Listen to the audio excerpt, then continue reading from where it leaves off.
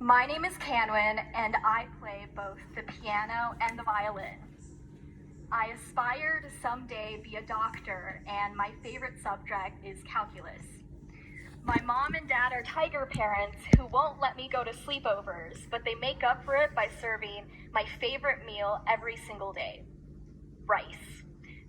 And I'm a really bad driver.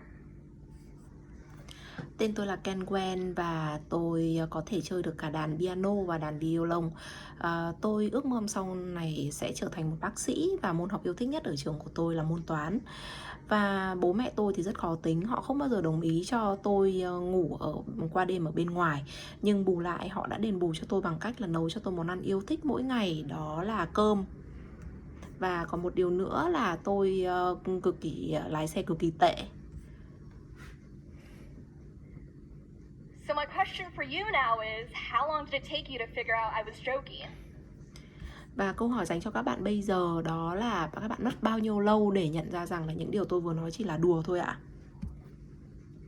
As you've probably guessed, today I'm going to talk about race, and I'll start off by sharing with you my story of growing up Asian American. I moved to the United States when I was 2 years old, so almost my entire life has been a blend of two cultures. I eat pasta with chopsticks, am addicted to orange chicken, and my childhood hero was Yao Ming. Và chắc hẳn các bạn cũng đã đoán ra rằng là hôm nay tôi muốn nói với các bạn về chủ đề là phân biệt chủng tộc.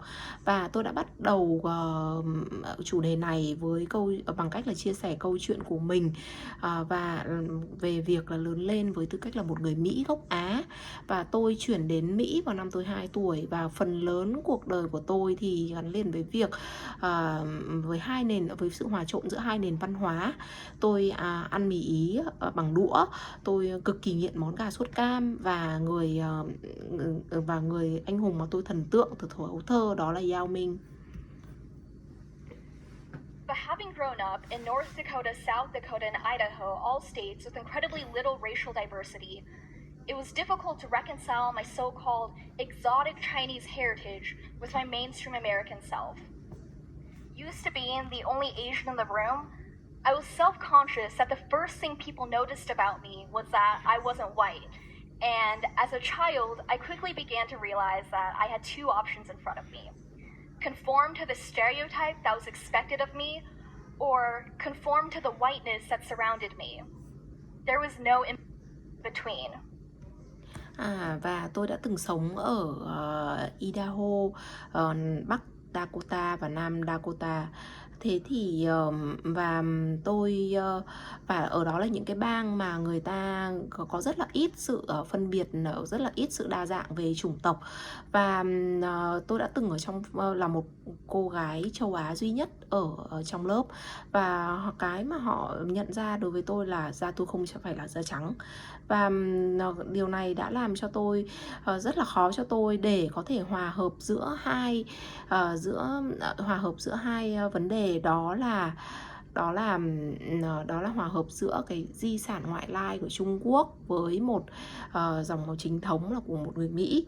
Và tôi là một đứa trẻ thì tôi phải đứng trước hai sự lựa chọn. Một là phải làm cho mình phù hợp với cái hình mẫu châu Á mà người ta nghĩ là tôi sẽ là như thế. Hai, đó là làm cho tôi hòa hợp, phù hợp với nước da trắng của những người xung quanh tôi, và không có cái gì là ở trung gian cả. For me, this meant that I always felt self-conscious about being good at math because people would just say it was because I was Asian and not because I actually worked hard. It meant that whenever a boy asked me out, it was because he had the yellow fever and not because he actually liked me. It meant that for the longest time, my identity had formed around the fact that I was different, and I thought that being Asian was the only special thing about me.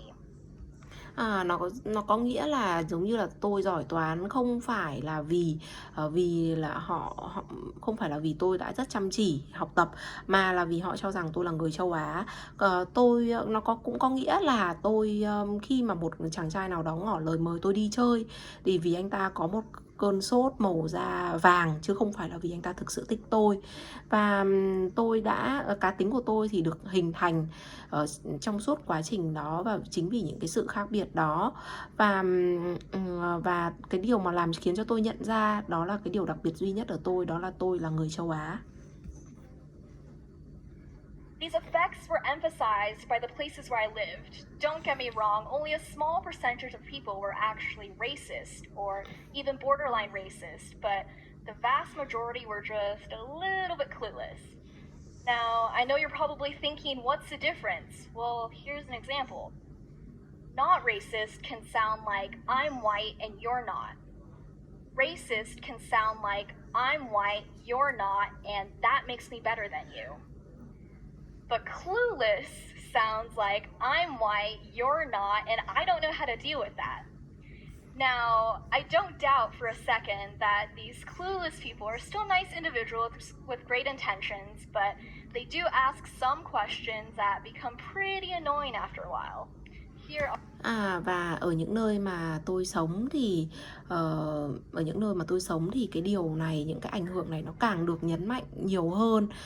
Đừng hiểu nhầm ý tôi, tại vì thực tế là chỉ có một số phần trăm rất ít ỏi trong số những người này họ là những người thực sự là phân biệt chủng tộc, hay là ở ranh giới giữa việc phân biệt chủng tộc. Còn là phần lớn, số đông là những người mà họ hoàn toàn là không biết phải làm gì hết. Nó có nghĩa là như thế nào? Tức là người phân biệt chủng tộc họ sẽ nói tôi da trắng, bạn không phải da trắng. Đó là những người không phân biệt chủng tộc. Còn người phân biệt chủng tộc họ sẽ nói là tôi da trắng, bạn không phải da trắng, và điều đó làm cho tôi hơn bạn. Và một người hoàn toàn là họ không biết là như thế nào hết thì họ sẽ nói như này: tôi da trắng, bạn da trắng, và tôi không biết phải cư xử đối với cái điều này là như thế nào hết. Và thực tế là những người mà không biết phải làm như thế nào đó, những người hoàn toàn không biết gì đó, thì họ đều là những người rất tốt thôi, và họ có chủ tâm cũng rất là tốt. Thế nhưng đôi khi họ lại nói và đặt những cái câu hỏi mà khiến cho người ta khá là khó chịu. Are a few examples. You're Chinese? Oh my goodness, I have a Chinese friend. Do you know him? No, I don't know him. Because contrary to your unrealistic expectations, I do not know every single one of the 1.35 billion Chinese people who live on planet Earth. Đây là một số ví dụ như là họ hỏi tôi là: ôi, bạn là người Trung Quốc à? Ôi trời ơi, tôi cũng có một người bạn là người Trung Quốc đấy, bạn có biết anh ta không? Thực sự là tôi không biết anh ta, và trái ngược lại với cái tư tưởng tư tưởng không tưởng, cái mong đợi không tưởng của bạn, đó là tôi không thể nào biết từng người trong số 1,35 tỷ người Trung Quốc ở trên hành tinh trái đất này được đâu ạ. People also tend to ask, where does your name come from? And I really don't know how to answer that, so I usually just stick with the truth. My parents gave it to me. Where does your name come from? Và người ta thường có khuynh hướng hỏi tôi là tên của bạn được lấy từ đâu vậy? Thế thì tôi nói thật là tôi cũng không biết trả lời thế nào cả, và tôi đành phải trả lời đúng như sự thật của nó, đó là bố mẹ đặt tên cho tôi. Trời ơi, tên của bạn lấy từ đâu ấy? Don't even get me started on how many times people have confused me with a different Asian person. One time, someone came up to me and said, Angie, I love your artwork, and I was super confused, so I just thanked them and walked away. Và không biết có bao nhiêu lần là họ đã nhầm tôi với một người châu Á nào đó. Và họ hỏi tôi rằng, họ nói như kể là có một lần thì họ có một người đến gặp tôi và nói với tôi rằng: Angie, tôi rất thích tác phẩm của cô. Thế thì tôi cực kỳ là bối rối, và tôi cũng không biết làm thế nào, và tôi đã đành là cảm ơn, và sau đó là tôi rời đi. But out of all of the questions, my favorite one is still the classic, where are you from? Because I've lived in quite a few places, so this is how the conversation usually goes. Nhưng ngoài tất cả các câu hỏi trên thì có một câu hỏi tôi cực kỳ yêu thích, và đó luôn luôn là một cái câu hỏi khá là cũ rồi. Đó là: bạn đến từ đâu vậy? Và mặc dù là tôi đã sống ở rất là nhiều nơi, và đó là cái cách mà tôi làm khiến cho cái cuộc hội thoại nó tiếp diễn.